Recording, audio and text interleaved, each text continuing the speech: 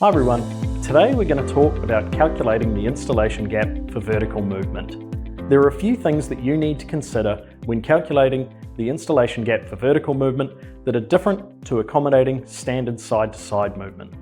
First of all, you're going to want to measure the total vertical movement of your piece of equipment, or the maximum gap that the pipework ends are apart in that application.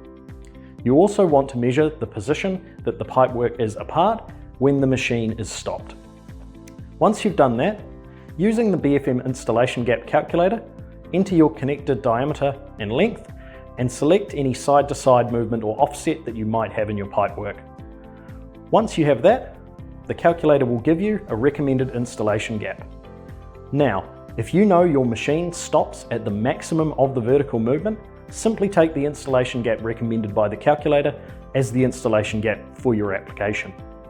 If your piece of machinery stops at a different point, subtract the difference between that point and the maximum of the vertical movement from the installation gap to give you the right installation gap for your installation.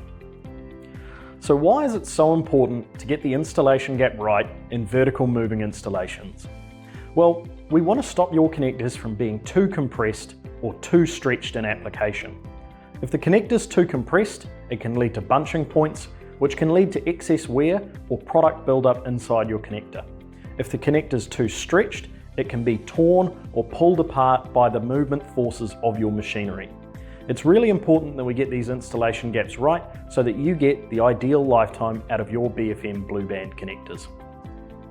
Thanks for watching everyone, and if you have any further technical questions, feel free to leave them in the comments below. And please like and subscribe to our YouTube channel.